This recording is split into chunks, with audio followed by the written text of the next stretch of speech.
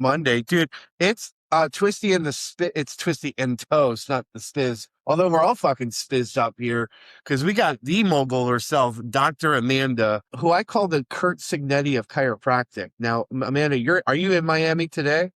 Actually in Detroit today. All the days to be in Detroit. We had an amazing Pistons game Saturday night. Wanted to be there. We're doing so well. It was fun to watch them just crush Indiana. I don't know why, but it was fun. The Pistons are back. Dan, you're gonna miss the Indiana college football game, Miami versus Indiana tonight, and everyone's hopefully rooting for the Hoosiers. Melba, you and Amanda go way back. What's one thing you would say about Amanda as a human being and as a chiropractor? What would you tell her if she wasn't listening? What would I tell her if she wasn't listening? What would you tell the world if she wasn't listening in? Oh man, well, Amanda is just the kindest, biggest, hardest person on the planet, ever infinitely positive. And as a chiropractor, obviously very strategic and successful as a business owner, multiple practices, and has helped other doctors as well, which is super awesome. And you missed the third category, which is how much of a diva is Amanda Appleblatt.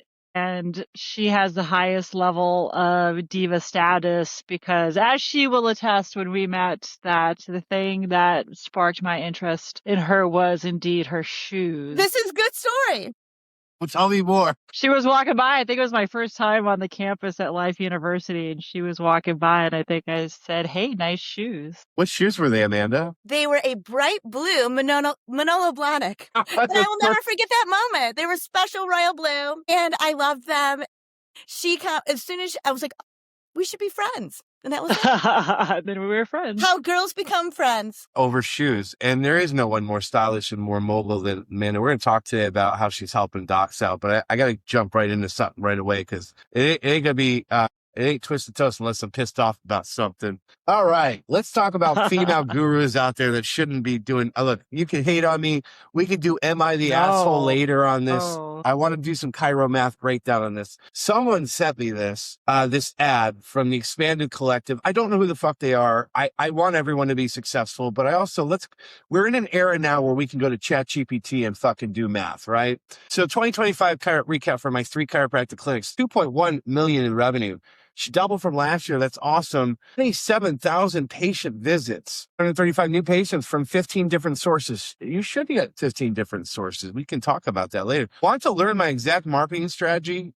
No, I don't actually, because when we do the ChiroMath on this breaks down to, this is not even including wellness, Amanda. Like your head's priority going. Even just on the new patients, on the 2,700 visits, that's a $78 per visit average. On 2.1 million from 3 practices at just new patients, not including the wellness. I don't think there's wellness here. I'll tell you why in a second. That's $983 per patient. And did I lose you guys? No, huh? I didn't lose No. Oh, why did it say I stop recording? No, don't stop recording. Hold on. Oh. Mine says it's still recording. Okay. So we have, let me share my screen again. Where'd it go? It's just not working. The screen's not working. That's what happened. I'm seeing your screen. Do you see a screen? I see 4 screens now. Okay. Let me go back to that. So Amanda, the last thing here is at just new patients, 27,000 visits at 2,135 patients, 12.6 visits per patient. So I just call bullshit on this. And I want to bring in a real female empowerment leader on here. I'm not trying to knock this. Everyone's a fucking guru when they think they should be a guru. But dude, I mean, that just doesn't math the fuck out, right? Amanda, did that hit you there? Like that was to see the breakdown specifically. Well, if it's just new patients, I mean, I don't think they're keeping for wellness. And I mean, you got 3 clinics and congrats on doubling your clinic. But dude, you're doing $77 per average. I don't think you need to be touting your marketing strategy. Instead, I think you need to be looking at going to Chiro Moguls and fixing your sales. So tell me, dude, I think there's probably clinics out there that you meet that feel like I'm killing it. And you look at numbers like $80 per office visit average, 13 PVA. I think that's killing it, but it's not, right? No, I've gone into $1 million practices. Right. So Facts. this is. Golly. So I went back to that same one actually the next day, and I got a bunch of 12 by 12, or maybe they're 16-inch brick pavers. I got like 27 of them. They were all $1 a piece, which was awesome. Hear us? Yeah, yes, I can. All right. I just said not fucking around Riverside now. All right. We're gonna piecemeal together. I want to come back to this question. Well, I'm gonna come back. So, Melissa, did you have a great time at your estate sale? Did you know that she loves to do estate sales, Amanda? Yes, I do. Oh, she calls me on Saturday. She finds this old phone. So, did you end up winning on Saturday? In your opinion, did you win the market? Did I win? Yes, I feel like I won because of the pavers, because those could be very expensive. I did have to pick them all up. They weren't buried or anything. They were just laying on the ground, but I still had to load them and then unload them without damaging my vehicle or getting my clothes dirty. And she has gifted me very beautiful Judaica items that she's found antique, beautiful, that I bring out at holidays. So, well, let's go back to this. We were talking about retention being the core issue. Why do you think? Melba made a great point. We were talking about like people will leave, people will die, but why are chiropractors sucking at keeping their people? I'll tell you one thing: it's not because they're dying. Okay, what's the reason? 2 a year, maybe 3. It happens at the process. We're losing patients because we suck. All right, how do we not suck? And it's worse if you have a group practice or you have associates, because at least if you're the owner and you have your student loan, maybe you're a little bit more in it, but I find that it is an absolute new era of associates, and you can pay $10,000 for training. So it's not your training. You're actually taking them to a professional third-party training. They're going to close for Chiro. Let's just say, yeah. And they will come back, and the second you're not looking, completely change everything. I've seen it in many practices. And this is why people have hired you to come in who have taken clothes for Chiro and taken other sales training, but we prefer we're all C4C advocates here. I love C4C. It gives you the tools. But to keep the tools going, it's like saying, hey, I went to quarterback camp, right? I'll use that for sake of purposes today. I set my kid to quarterback camp, but they need to have a constant quarterback coach with them going through. And this is what you're doing, and this is what people are raving about. Give us a scoop on what you're doing and what you're offering out there right now. Well, I'm definitely offering to come in and explode your practice. But what I've learned also with what you're talking about, like, I think there's 2 things out there right now that not only are so upsetting, but just so non-productive. First is just politics of chiropractic in general. Like, our big fight is to get a code covered. Are you serious? If you put that effort into taking care of your patients who should all be wellness and not need a code, but we're spending so much energy doing this. And guess what? They're going to add that code. Then they're going to say that if you do 2 codes, they're going to take half the fee from 1 code. It's like, who cares? Have your own practice, right? And then just chiropractors, all we do is argue about what chiropractic is. If we could get together and just sell chiropractic and let the world know about I don't care how you practice, if you get people well and people stay forever, that they're getting their wellness adjustments, be it once a month, twice a month, weekly, whatever it is for that patient. And doctors won't do it because they're scared to ask people to pay. That's it. You want to know the truth? You're scared to ask people to pay. I went to an office. You ready for this? Yeah. So this is, again, a C4C doc, and I went through 2 practices, actually 3 practices. He's in 2 of the practices. In one of the practices, main doctor, totally practicing C4C, and they've been doing it like 6 years. Yeah. Other practice,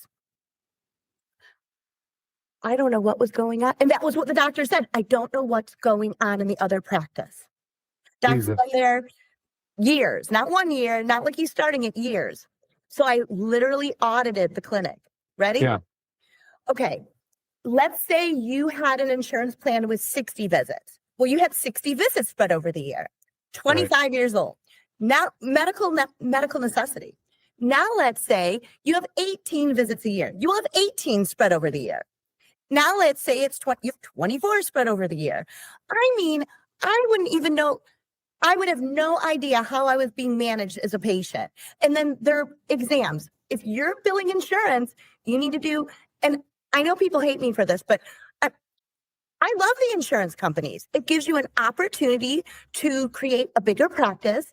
They are able to come in for pain. I've been on this for years. And then you just transition them. Since we did Quest 7 shit in BDC, I always tell the truth about this. Like, dude, the reality was you were in Quest 7, Stacey Livingston was. Guess who all the moneymakers that were in Quest 7 that could afford Quest 7? The insurance-based practices. Like, it was no bullshit, right? It was just. But here's the problem. Doctors only want to do insurance. And then, but when you're not setting a care plan, when you're not saying, I'm going to see you 3 times a week for 4 weeks. I'm going to see you 3 times a week for 12 weeks, whatever that is. Right. You don't go visit to visit. So this other practice had no calendars of appointments, week to week. No wonder the practice wasn't doing as well. Well, let me tell you, it's way different now. But well, you went in there and changed things, and that's what I wanted to I wanted to tell everyone today, if you're listening, look, that's why I started with gurus that are out there promoting these numbers that, like, it looks good because it's about new patients, and you guys get all fucking stoked and dicks hard about new patients. And yeah, I get it. Like, new patients rock, but you got to keep the ones that you get. If you don't, you're in constant just fucking hamster wheel. So, Tristan, I find that when docs get to their progress exam, I've actually heard a doc say to another doctor, can you go shoot there? You do a follow-up motion study. So it could be cervical or lumbar. On the cervical. And the other doc goes, lumbar. This doctor was the primary doctor of this patient and didn't even know their primary complaint by 36 visits. And no wonder they didn't follow through for wellness care. Jesus. Melba, Melba, hey, guess who's getting into insurance? Well, at least last we talked a couple of weeks ago on our live. Melba's finally getting in. Melba, what's your thoughts? What's going through your head? What questions do you have? What are you thinking? Oh, well, I agree about what I've observed to be the money scenario with, like, those outliers at 1%, because there's always going to be those people out there. But the richest doctors I've ever met have always taken the insurance. But I don't think that means, I think that there's probably people out there that don't know how to manage it very well, and they let insurance dictate what the visits are, or they let the patient believe that the insurance dictates what the visits are versus the doctor saying, no, I'm the doctor. This is the plan that's going to get you better. Here's what insurance is most likely to cover. And if they don't, here's what it's going to cost, and then you just lay it out there. It's interesting what you say about some people just don't want to ask for money. I don't know I don't think that's just, like chiropractors, whatever. I think that's certain types of people in general. I think that some people never actually learned how to, dare I say, count back change. Take